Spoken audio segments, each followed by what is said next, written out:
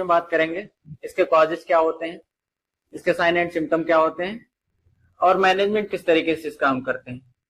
Asthma की अगर बात करें तो अस्थमा एक ऐसी कंडीशन है, ठीक है, एक क्रॉनिक डिसऑर्डर है, जिसमें क्या होता है ना कि जो हमारे एयरवेज हैं, जो सांस की नली है, वहां से जो सांस जाने में क्या होता है, दिक्कत होती है, सांस लेने में दिक्कत होना शुरू हो जाती है। किस वजह से शुरू हो जाती है? क्योंकि वहां पे जो अंदर का जो स्ट्रक्चर होता है वो स्पाजम कर जाता है, नैरो हो जाता है, पतला हो जाता है, ठीक है।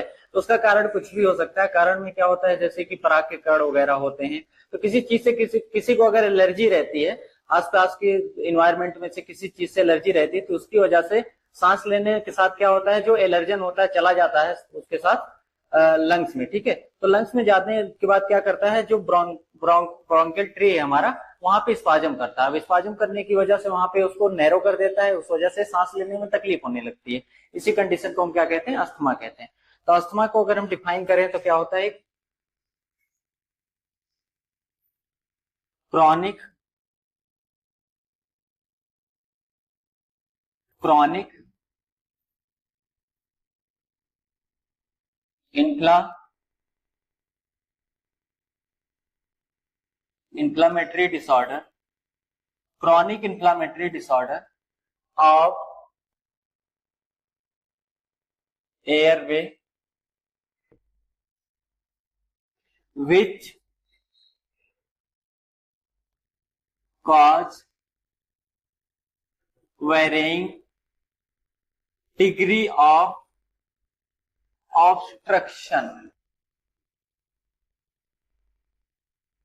कहने का मतलब जो जो अस्थमा है वो एक क्रॉनिक इन्फ्लामेशन कंडीशन। क्या होता है, इन्फ्लामेशन कहां देखने को मिलता है, हमारे ब्रोंकियल ट्री में देखने को मिलता है, कहने का मतलब एयरवेज में देखने को मिलता है। अब वहां पे इन्फ्लामेशन की वजह से क्या होता है कि जो ऑब्स्ट्रक्शन होता है वो हमारे एयरवेज में देखने को मिलता है, ठीक है। तो इसी कंडीशन को हम क्या बोलते हैं, अस्थमा। अब एक इसके साथ ध्यान रखने वाली चीज क्या है, रिवर्सिबल कंडीशन। क्या है, एक रिवर्सिबल कंडीशन। कैसी कंडीशन है, रिवर्सिबल, वापस से ठीक ठीक हो सकती है। अब क्या होता है, इसको इसमें एक और चीज हम नोटिस करने वाली क्या चीज है, क्या होता है, आईजीजी मेडिएटेड होता है। क्या होता है, आईजीजी एंटीबॉडी जो होती है, मेडिएटेड कंडीशन है, ठीक है। एलर्जी कहने का मतलब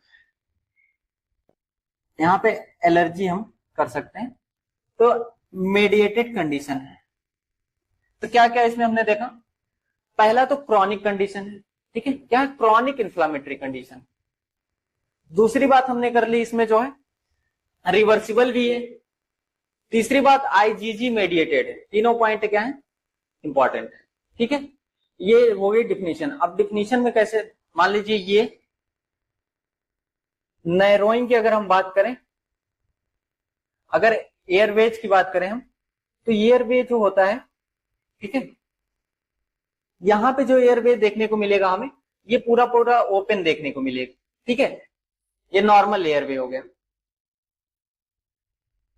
लेकिन अगर यहीं पे ये ऐसे ऐसे ब्लॉकेज हो जाए तो ये नॉर्मल नहीं रह जाएगा, ठीक है। ये हो जाएगा एबनॉर्मल एयरवे, जिसमें क्या हो, इन्फ्लामेशन की वजह से क्या हो रहा है, ब्रोंकोस्पाज्म, उसके साथ साथ यहाँ पे सिक्रीशन भी देखने को मिल रहा है, हाइपर सिक्रीशन, ठीक है। तो यहाँ पे सिक्रीशन ज्यादा हो रहा है म्यूकस का,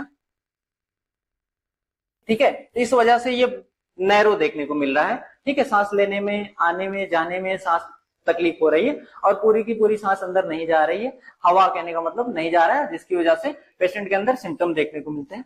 इसमें और भी क्या क्या इंपॉर्टेंट है, इसमें क्या क्या देखा जाता है, तो इसमें हम देखते हैं। तो जैसे मान लीजिए आप गार्डन में कहीं घूमने गए, कहाँ गए आप, किसी गार्डन में आप कहीं घूम रहे हैं अचानक से, ठीक है, आप गए घूमने के लिए, मस्त बढ़िया सब कुछ चल रहा है।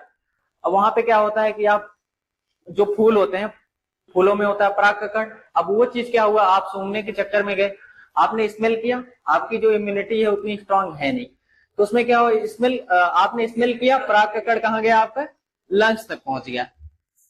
ये एयरवे ऐसे समझते हैं हम लोग।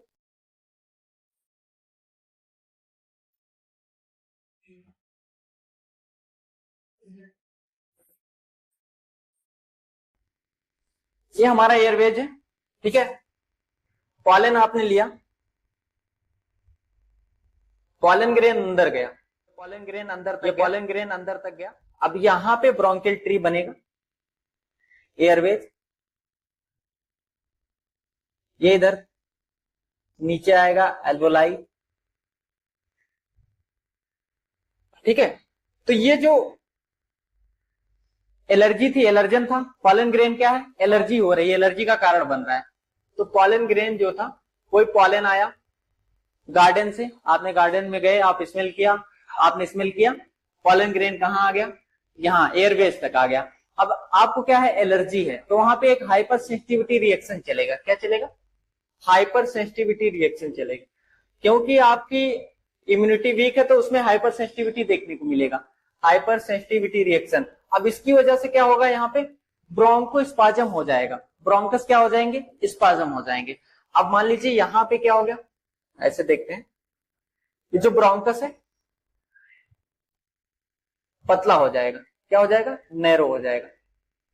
पहली चीज क्या हुई, नैरो हो गया। दूसरी चीज क्या होगी, सिक्रीशन होगा। पहला क्या हो गया, ब्रोंकोस्पाज्म, पहली चीज क्या हुई, ब्रोंकोस्पाज्म। अब इसके बाद इन्फ्लामेशन के साथ साथ और क्या होगा, यहां पे म्यूकोसल, यहां पे सॉरी म्यूकस सिक्रीशन होगा। क्या म्यूकस सिक्रीशन का लेवल बढ़ जाएगा, ठीक है। और साथ ही साथ क्या देखने को मिलेगा, म्यूकोजल एडिमा देखने को मिलेगा। यहाँ पे म्यूकस में म्यूकोजल एडिमा देखने को मिलेगा। अब मान लीजिए एयरवेज है, एयरवे है। अब इस एयरवे में क्या क्या चीज देखने को हमें मिलेगा, अब ध्यान से देखिएगा क्या क्या देखने को मिलेगा। पहले तो ये नैरो हो गया, नैरो का मतलब पतला हो गया, ये इस तरीके से पतला हो गया, मान लेते हैं यहां पे इसको पतला कर देते हैं, तो ये पतला हो गया, ठीक है। पहली चीज हुई पतला। अब पतली चीज पहले मोटी, पहले चौड़ी थी, डायलेट थी, डायलेटेड फॉर्म में, ठीक है। तो वहां से हवा जाना ज्यादा आसान था, लेकिन अब क्या हो गया, पतला हो गया। किसकी वजह से, पॉलन ग्रेन के आने की वजह से पतला हो गया, वहां पे हाइपरसेंसिटिविटी चली, इन्फ्लामेशन शुरू हुआ। तो इसके बाद अब यहाँ पे पतला होने के बाद क्या चीज देखने को मिलेगा, सिक्रीशन होंगे इन्फ्लामेशन में। जहां भी इन्फ्लामेशन होता है वहां सिक्रीशन होते हैं। अब सिक्रीशन होगा यहाँ पे, तो ऐसे ऐसे सिक्रीशन इकट्ठा हो जाएंगे, इस जगह पे सिक्रीशन ऐसे ऐसे ऐसे ऐसे, ये पूरे ब्रोंकस में होता है, पूरा ब्रोंकियल ट्री में ये चीज देख ली, सिक्रीशन हो गया। एक चीज हो गया सिक्रीशन, और पतला हो गया है, और सांस, और ये जो सांस इसमें से एयर जाएगी वो पास नहीं हो पाएगी, और दिक्कत होगी पास होने में। अब साथ ही साथ यहाँ एडिमा भी हो गया। क्या हो गया, एडिमा मतलब सूजन। अब देखिए कैसे कैसे चीज हो गई, क्या क्या चीज हो गई। आप घूमने गए थे, आपकी इम्यूनिटी इतनी अच्छी थी नहीं, आप पॉलन ग्रेन कोई आया, आपने सांस लिया, अंदर गया, अंदर जाने के बाद वहां पे हाइपरसेंसिटिविटी रिएक्शन हुआ, उसकी वजह से पूरे ब्रोंकियल ट्री में, इस पूरे ब्रोंकियल ट्री में क्या हो रहा है, यहाँ पे ये जो ब्रोंकियल ट्री है नैरो हो गई, पतली हो गई। अब जब पतली हो जाएंगी तो हवा जाने में तकलीफ होने लगेगी, हवा जो भी सांस लेंगे वो आसानी से अंदर नहीं जाएगा। अब इतने के साथ साथ तो पहला तो स्पाजम हो ही चुका, अब स्पाजम के साथ साथ और भी चीजें होती हैं। क्या चीजें होती हैं, ये यहाँ पे म्यूकोसल एडिमा भी साथ साथ देखने को मिलता है। मतलब ये म्यूकोसल एडिमा, ये सूजन, अंदर क्या हो जाता है, सूजन हमें देखने को मिलेगा। अंदर क्या देखने को मिलेगा, सूजन। और साथ ही साथ वहां पे सिक्रीशन भी होने लगेगा, सिक्रीशन होने लगेगा। सिक्रीशन में क्या चीज होने लगेगी, कौन कौन सी सिक्रीशन, म्यूकस का सिक्रीशन होने लगेगा। अब बताइए, म्यूकस भी आ गया, एडिमा भी हो गया, ब्रोंकोस्पाज्म भी हो गया। अब तीनों चीज अगर हो जाएगी साथ में तो ये तो बिल्कुल ही पतला हो जाएगा। अब बिल्कुल पतला हो जाएगा तो सांस लेने में जाहिर सी बात है तकलीफ होगी। तो अस्थमा का पेशेंट जो होता है उसको सांस लेने में आमतौर पर तकलीफ देखने को मिलती है बहुत ही, ठीक है। तो इसी को हम बोलते हैं अस्थमा। तो अस्थमा आपको बेसिकली पॉलन ग्रेन वगैरह होता है, और भी एलर्जन होते हैं, उसके बारे में हम कॉजेज में बात करेंगे अभी। तो ये सारे कारण, कुछ कारण होते हैं जिनकी वजह से ऐसा मैकेनिज्म चलता है, जिसकी वजह से क्या होता है, अस्थमा की कंडीशन जो है बन जाती है। ठीक है, तो ये चीज हमें देखने को मिली।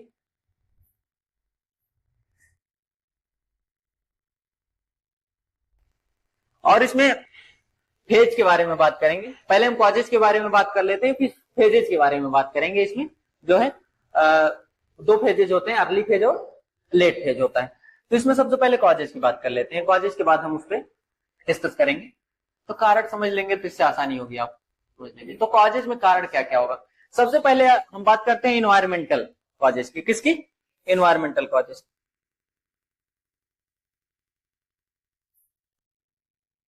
कॉजेज की अगर हम बात करें तो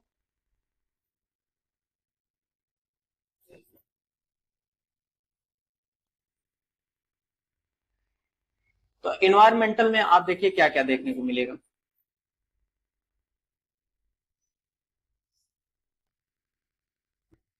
इन्वायरमेंटल की अगर हम बात करें तो यहां पे जो है सबसे पहले पॉलन की हमने बात कर ली, तो पॉलन ग्रेन मिल जाएगा, तो पॉलन मिल जाएगा। ठीक है, डस्ट, आप किसी धूल धक्कड़ इलाके में गए तो वहां भी किसी धूल, ऐसी जगह जहां पे बहुत ज्यादा धूल उड़ रही है, वो भी एलर्जी का कारण बन जाएगा, वहां से भी एलर्जी हो सकती है, उससे भी आपको। या फिर एनिमल डेंडर, घर में कुत्ता वगैरह होता है लोगों के पास, उसके बालों से निकला हुआ कुछ जो कण होते हैं, वो अगर सांस लेने में चले जाते हैं अंदर तो भी दिक्कत होती है, तो उसको बोलते हैं एनिमल डेंडर। कॉकरोच, या फिर वेदर चेंज, आप कहीं घूमने गए हैं, अचानक से आपका मौसम चेंज होता है तो आपको अचानक से बहुत ज्यादा चीखें आने लगती हैं, सांस लेने में दिक्कत होने लगती है, और भी चीजें उसके साथ साथ हो जाती है। तो वेदर चेंजेज हो जाते हैं, तो उसमें भी क्या होता है, ये चीज हमें देखने को मिलता है। तो पहला कारण क्या हो गया इसमें, इन्वायरमेंटल फैक्टर। ठीक है, दूसरे की बात कर लें तो यहां पे ड्रग्स आएंगे। क्या आएंगे? ड्रग्स। अगर हम ड्रग्स की बात करें तो कौन कौन सी दवाएं इसमें, दवाओं में आएगा एनएसए एड्स, और क्या आएगा, एस्पिरिन। तो ये दवाएं जो होती हैं ये क्या बनती हैं, कारण। ठीक है, और इसके बाद कुछ फिजियोलॉजिकल फैक्टर भी होते हैं। फिजियोलॉजिकल फैक्टर बॉडी में जो होते हैं, फिजियोलॉजिकल फैक्टर।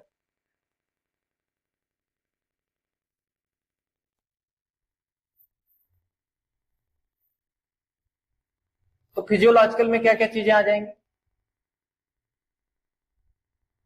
स्ट्रेस आ जाएगा, आपने बहुत ज्यादा स्ट्रेस ले लिया, क्या ले लिया, स्ट्रेस। ठीक है, बहुत ज्यादा स्ट्रेस के साथ साथ साइनोसाइटिस की कंडीशन आपको हो रखी है, साइनोसाइटिस की कंडीशन हो रखी है, साइनसेस में इंफ्लेमेशन हो रखे हैं। ठीक है, तो ये सब कारण किसमें बन जाते हैं, फिजियोलॉजिकल। इसके बाद ऑक्यूपेशनल की बात कर लें हम लोग, कुछ ऑक्यूपेशनल कंडीशन भी होते हैं। ऑक्यूपेशनल में अगर बात करें तो कोई मेटल साल्ट में काम कर रहा है, मेटल साल्ट की कंपनी में काम कर रहा है, जहां पे मेटल्स वगैरह बन रहे हैं, उनके छोटे छोटे कण जो हैं सांस लेने से क्या हो रहे हैं, लंग्स तक पहुंच जा रहे हैं, जिसकी वजह से बाकी चीज हो रही है। मेटल साल्ट के बाद केमिकल की किसी फैक्ट्री में काम कर रहा है, किसी केमिकल फैक्ट्रीज में काम कर रहा है, तो इसको हम बोलते हैं ऑक्यूपेशनल।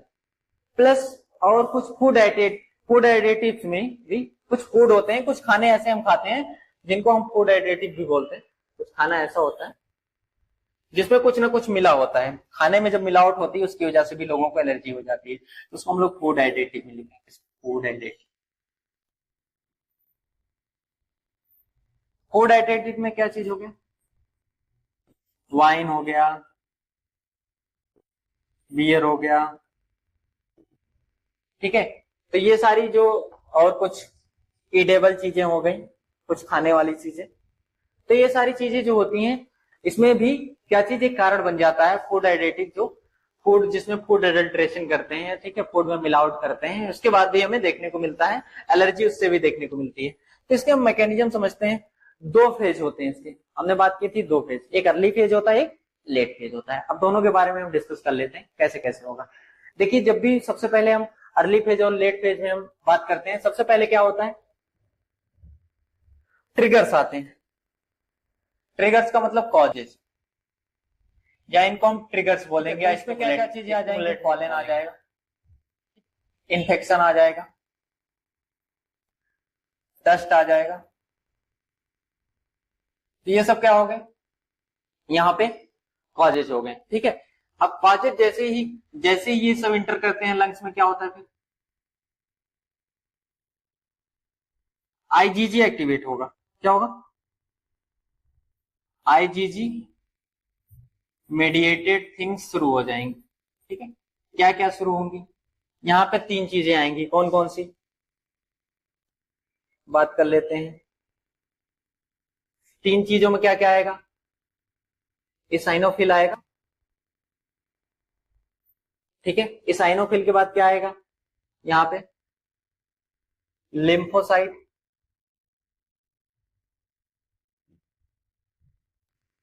इसाइनोफिल आएगा, लिम्फोसाइट आएगा, और क्या आएगा, माइक्रोफेजेज आएगा।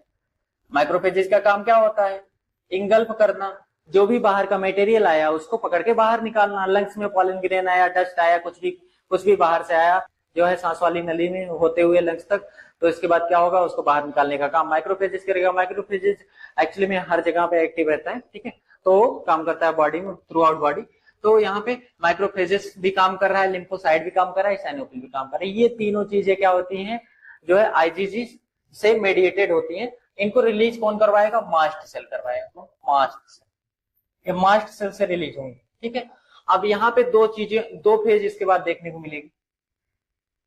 इसको हम 2 फेज में डिवाइड करते हैं। ठीक है, यहां पे हम बात करते हैं किस चीज की,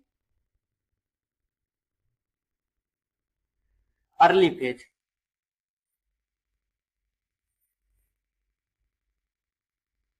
अर्ली फेज में क्या चीज देखने को मिलेगा, ये जो चीजें हैं पीक लेवल पे देखने को मिलेंगी 30 से 60 मिनट में। ठीक है, ज्यादातर 30 मिनट में देखने को मिलती हैं, 1 घंटे के अंदर अंदर पीक लेवल पे पहुंच जाएगा ये। अब पीक लेवल पे पहुंचते ही ये क्या क्या चीजें कराएगा, ब्रोंको स्पाज्म कराएगा, म्यूकोजल एडिमा कराएगा। ठीक है, लीकेज करवाएगा यहाँ पे म्यूकोसा में। ठीक है, हाई सिक्रीशन कराएगा म्यूकस का, सिक्रीशन ऑफ म्यूकस। ये सारी चीजें किसमें देखने को मिलेंगी हमें, जो है अर्ली फेज में देखने को मिलेंगी ये सारी चीजें। नेक्स्ट इसके बाद हम लोग लेट फेज में अगर बात करें, तो यहाँ पे लेट फेज में, तो लेट फेज का जो पीक लेवल है, very important, peak level. Early phase में कितना पीक लेवल है, और लेट फेज में जो पीक लेवल मिलेगा 5 से 6 घंटे। याद रखने वाली बात क्या है, 5 to 6 आवर्स। ठीक है, अब 5 to 6 आवर की बात हम बात कर लेते हैं, इसमें 5 से 6 घंटे। ठीक है, अब इसमें क्या होगा, हाइपर एक्टिविटी होती है। यहां पे क्या होता है, हाइपर एक्टिविटी, या फिर हाइपर रिस्पॉन्सिव हो जाएगा। हाइपर रिस्पॉन्सिव होने की वजह से क्या होगा, ब्रोंकोस्पाज्म देखने को मिलेगा यहाँ। ठीक है, ठीक है, हाइपर एक्टिविटी का मतलब हाइपर सेंसिटिविटी रिएक्शन हो रहा है यहाँ पे, हाइपर सेंसिटिविटी रिएक्शन हो रहा है, जिसकी वजह से चीजें और यहाँ पे बढ़ी हुई देखने को मिल रही हैं। ठीक है, तो इसके बाद ये सब तो 1 से 2 दिन तक चलेगा। इसके बाद ये जो चारों चीजें हैं, ये चारों चीजें मैकेनिज्म में ये फिट हो जाएंगी। कहने का मतलब ये चारों चीजें यहाँ पे होती हुई दिखेंगी, कहाँ पे, ब्रोंकियल ट्री में या एयरवेज में कह सकते हैं, इसको हम दोनों ही नाम से जानते हैं। अब इसके बाद हम इसमें क्या होता है, कैसे कैसे होता है, पॉलन ग्रेन आया, इन्फेक्शन आया, कॉजेज कोई भी ट्रिगर आया, कहीं भी आप काम कर रहे हैं, अचानक से आया एलर्जन अंदर, इसके बाद आईजीजी मेडिएटेड एक्टिवेट किया मास्ट सेल एक्टिवेट होने के बाद इसाइनोफिल को रिलीज करवाएगा, लिम्फोसाइट को करवाएगा, माइक्रोफेजेस को करवाएगा। इतने के बाद 2 फेज चलेंगे। 30 से 60 मिनट के अंदर अगर पीक लेवल पे पहुंच जा रहा है अस्थमा का जो कंडीशन है, तो इसमें हम बोलेंगे इसको अर्ली फेज। अगर 5 से 6 घंटे लग जा रहे हैं तो इसको लेट फेज बोलेंगे। अब इसमें क्या चीज देखने को मिल रहा है, इसमें हाइपर सेंसिटिविटी होगा, इसकी वजह से ब्रोंकोस्पाज्म होगा, तो ये सारी चीजें देखने को मिलती हैं। फिर इसके बाद लास्ट में यही सारे सिम्टम देखने को मिलते हैं, सिम्टम नहीं, ये सारे मैकेनिज्म के बाद एक तरीके से ये सारे मैकेनिज्म देखने को मिलते हैं। ठीक है, तो इसके बाद इतना हो गया। अब हम इसके बाद बात कर लेते हैं इसमें जो है किस चीज की। अगर हम सिम्टम की इसमें बात करें तो सिम्टम की अगर बात करेंगे तो सिम्टम की बात करने से पहले हम बात कर लेते हैं, सिम्टम की बात करने से पहले बात कर लेते हैं इसमें कौन कौन से फेज में सिम्टम आएंगे। ठीक है, तो यहाँ पे 3 फेज में हम बात करते हैं। पहला जो है माइल्ड परसिस्टेंट अस्थमा,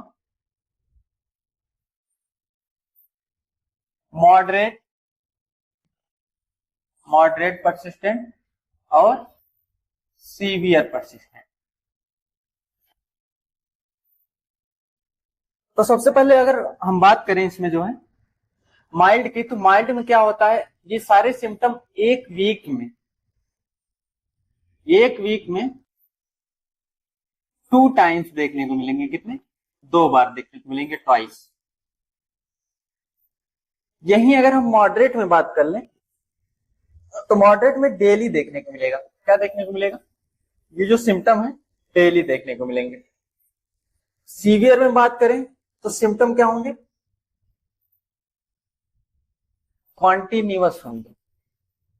कॉन्टिन्यूअस मतलब यहां पे लगातार देखने को मिलेंगे। तो इसमें जो है माइल्ड में एक वीक में 2 बार, मॉडरेट में डेली देखने को मिलेगा और सीवियर में कॉन्टिन्यूअस देखने को मिलेगा। ठीक है, तो सिम्टम कौन कौन से हैं जो देखने को मिलेंगे, हम उसके बारे में बात कर लेते हैं।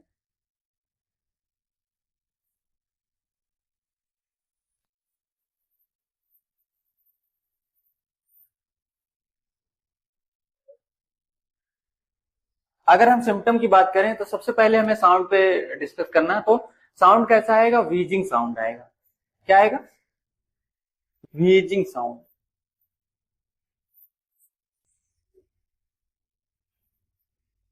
क्रेकल्स आएंगे, व्हीजिंग साउंड के साथ साथ क्रेकल्स आएंगे।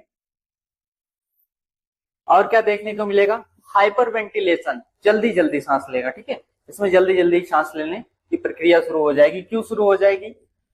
क्योंकि जो ब्रोंकस है उसमें स्पाजम देखने को मिल रहा है। हाइपर वेंटिलेशन प्लस हाइपोक्सीमिया की कंडीशन होगी। हाइपोक्सीमिया की कंडीशन देखिए, ऑक्सीजन सही से पहुंच नहीं रहा है, ऑक्सीजन लेवल रिड्यूस हो जाएगा। क्या? ऑक्सीजन लेवल यहाँ पे डिक्रीज देखने को मिलेगा। नेक्स्ट इसके बाद हम बात कर लेते हैं एसिडोसिस की कंडीशन आएगी। एसिडोसिस, कार्बन डाइऑक्साइड बाहर निकल नहीं पाएगा, तो इसमें एसिडोसिस की कंडीशन देखने को मिलेगी। साथ ही साथ और क्या देखने को यहाँ पे मिलेगा? आपने देखा होगा जो अस्थमा के पेशेंट होते हैं उसमें जो है जब अस्थमा का अटैक आता है तो अचानक से क्या हो जाता है, बहुत घबराहट होना शुरू हो जाती है, पसीने भी आना शुरू हो जाते हैं। ठीक है, तो ये सारी चीजें भी, बेचैनी भी शुरू हो जाती है। तो ये चीजें आमतौर पे देखी जाती हैं। तो क्या क्या देखने को मिलेगा? रेस्टलेसनेस देखने को मिलेगा, बेचैनी, एंजाइटी देखने को मिलेगी। एंजाइटी देखने को मिलेगी। साथ ही साथ और क्या देखने को मिलेगा यहाँ पे? एंजाइटी के साथ साथ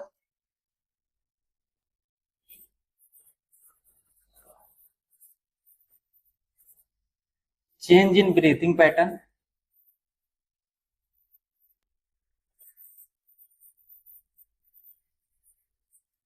और क्या देखने को मिलेगा? पल्सस पैराडॉक्सिस देखने को मिलेगा। पल्सस पैराडॉक्सिस, इसके साथ साथ एक चीज और है, डाइफॉरेसिस, बहुत ज्यादा पसीने होने लगेंगे पेशेंट, बहुत ज्यादा पसीना आने लगेगा अचानक से जैसे ही अस्थमा का एपिसोड होगा। नेक्स्ट, पल्सस पैराडॉक्सिस क्या होता है? पल्सस पैराडॉक्सिस ये पूछ सकता है, इंपॉर्टेंट है। पल्सस पैराडॉक्सिस क्या होता है? तो पल्सस पैराडॉक्सिस में अगर देखते हैं तो सिस्टोलिक बीपी जो होती है वो 10 mm ऑफ एचजी से ज्यादा गिर जाती है। सिस्टोलिक बीपी इसमें क्या होता है? घटा हुआ देखने को मिलता है। कितना? 10 mm ऑफ एचजी लगभग। ठीक है, लगभग 10 mm ऑफ एचजी देखने को मिलता है। तो ये जो हमारे सिम्टम्स हैं 3 फेज में आएंगे, माइल्ड, मॉडरेट और सीवियर। माइल्ड में 1 हफ्ते में 2 बार आएगा, मॉडरेट में डेली देखने को मिलेगा और सीवियर में जो सिम्टम होगा वो कंटिन्यूअस मतलब बराबर बना रहेगा।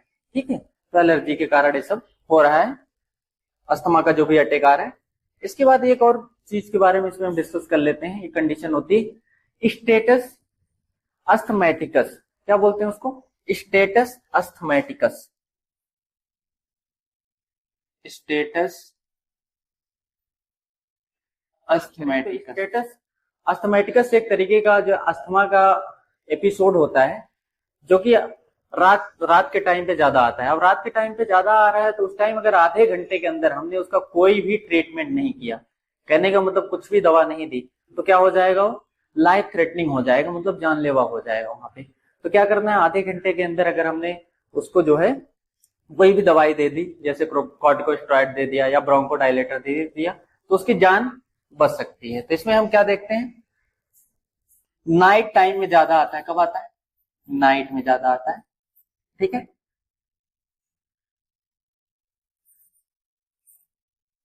इफ पेशेंट नॉट ट्रीटेड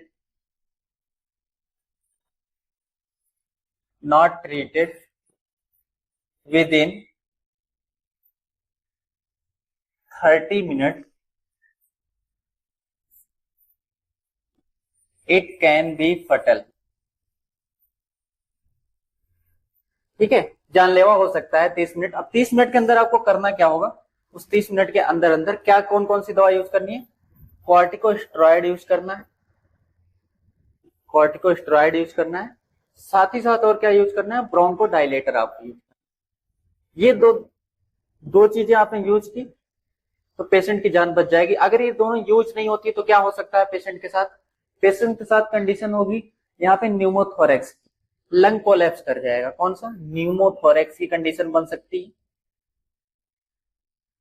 या फिर रिस्पिरेटरी अरेस्ट हो सकता है। क्या होता है? रिस्पिरेटरी अरेस्ट देखने को मिलेगा यहाँ। ये दो चीजें हो जाएंगी। ठीक है, नेक्स्ट हम लोग बात कर लेते हैं इसमें मैनेजमेंट, इसका हम किस तरीके से करेंगे। अस्थमा का जब भी कोई अटैक आता है तो उसमें हम किस तरीके से डील करेंगे पेशेंट के साइन एंड सिम्टम को कम करने के लिए। तो कैसे डील करेंगे इसके बारे में डिस्कस करते हैं। तो मैनेजमेंट, सबसे पहले हम बात कर लेते हैं इसमें पोजीशन की। तो पेशेंट को हम पोजीशन कौन सी देंगे? पोजीशन की बात करें तो इसमें या तो हम पेशेंट को सेमी फॉलर पोजीशन लेंगे। कौन सी? Semi faller position. या फिर कौन सा? सिटिंग पोजीशन देंगे। जब भी अस्थमा का अटैक आ रहा है पेशेंट को तो कौन सी पोजीशन? या तो सेमी फॉलर देंगे या तो सिटिंग पोजीशन देंगे, या फिर कौन सा? सिटिंग पोजीशन देंगे। जब भी अस्थमा का अटैक आ रहा है पेशेंट को तो कौन सी पोजीशन? या तो सेमी फॉलर देंगे या तो सिटिंग पोजीशन देंगे। ठीक है, नेक्स्ट हम लोग बात कर लेते हैं ऑक्सीजन लेवल एकदम घटा हुआ है तो ऑक्सीजन एडमिनिस्ट्रेशन करेंगे। क्या करेंगे? Oxygen administration. अब ऑक्सीजन एडमिनिस्ट्रेशन जो होगा उसका जो फ्लो रेट है उस पर ध्यान देने वाली बात है। तो फ्लो रेट कितना होना चाहिए? 2 से 3 लीटर पर मिनट के हिसाब से होना चाहिए। कितना? 2 से 3 लीटर पर मिनट के हिसाब से होना चाहिए। अब 2 से 3 लीटर पर मिनट रहेगा, ठीक है। इससे घट भी सकता है और बढ़ भी सकता है। कैसे? एज पर नीड, जितनी नीड होगी उस हिसाब से हम इसको घटा सकते हैं, फ्लो रेट को बढ़ा सकते हैं। ठीक है, दोनों ही चीजें। नेक्स्ट हम लोग बात कर लेते हैं इसमें, इसके बाद और क्या करेंगे? एंजाइटी पेशेंट को बहुत ज्यादा होती है तो एंजाइटी के टाइम क्या करेंगे? पेशेंट के साथ किसी ना किसी को रखेंगे जिससे उसका एंजाइटी लेवल रिड्यूस हो। तो हमें क्या करना है? तीसरा काम, रिड्यूस द एंजाइटी लेवल। और क्या करना?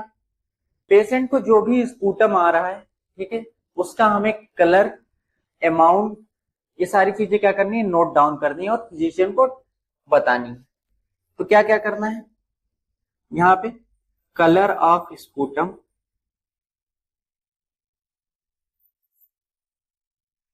अमाउंट ऑफ स्पूटम, इसको क्या करना है? नोट करना है, नोट करना है। साथ ही साथ और क्या देना है पेशेंट को? पेशेंट को दवा के तौर पे ब्रोंकोडायलेटर देना है, कॉर्टिकोस्टेरॉइड देना है। क्या देना है? ब्रोंकोडाइलेटर या फिर कॉर्टिकोस्टेरॉइड, नेबुलाइजर के थ्रू भी दे सकते हैं, कॉर्टिकोस्टेरॉइड। ट्रीटमेंट को शुरू करने से पहले एक चीज और ध्यान में रखेंगे, क्या? साउंड को ध्यान में रखेंगे। ट्रीटमेंट के टाइम क्या करेंगे? जो भी ब्रीदिंग साउंड आ रहा है उसको हम क्या करेंगे? ऑस्कल्टेट करेंगे। क्या करेंगे? ऑस्कल्टेट करेंगे जो भी ब्रीदिंग साउंड है पेशेंट के अंदर। और साथ ही साथ जो भी नर्सिंग इंटरवेंशन है, जो भी फर्दर नर्सिंग इंटरवेंशन है या सपोर्टिव केयर है, उसको भी हम क्या करेंगे? काम में लेंगे। यानी वो सपोर्टिव केयर अस्थमा के पेशेंट। ठीक है, तो इसमें क्या क्या चीजें हमने इसमें डिस्कस कर ली मैनेजमेंट। पहला तो हम पोजीशन पे ध्यान देंगे। तो पोजीशन कौन सी होनी चाहिए? सेमी फॉलर या फिर सिटिंग पोजीशन। सेमी फॉलर या फिर सिटिंग पोजीशन। ऑक्सीजन एडमिनिस्ट्रेशन का इंपॉर्टेंट पॉइंट क्या है? Flow rate. फ्लो रेट कितना होना चाहिए? 2 से 3 लीटर पर मिनट के हिसाब से। और साथ ही साथ किसी ना किसी को रखेंगे उसके एंजाइटी लेवल को रिड्यूस करने के लिए। स्पूटम का कलर वेरी इंपॉर्टेंट। स्पूटम का कलर और अमाउंट दोनों को क्या करेंगे? नोट डाउन करेंगे। ठीक है, इससे पता चलेगा जो है किस तरीके की कंडीशन है। नेक्स्ट हम इसके बाद बात कर लेते हैं इसमें। ब्रोंकोडाइलेटर देंगे, कॉर्टिकोस्टेरॉइड देंगे, दवा काम में लेंगे, प्लस नर्सिंग इंटरवेंशन जो भी है जरूरी उसको करेंगे। ये हमारा जो है आज का वीडियो यहीं पे कंप्लीट होता है। अगर आपको कोई क्वेरी है तो आप कमेंट में डाल सकते हैं, और नेक्स्ट वीडियो किस टॉपिक पे आपको चाहिए इस चीज को भी आप सजेस्ट कर सकते हैं, कमेंट कर सकते हैं, आप कमेंट ग्रुप में मेंशन कर सकते हैं। थैंक यू सो मच, मिलते हैं नेक्स्ट वीडियो के साथ।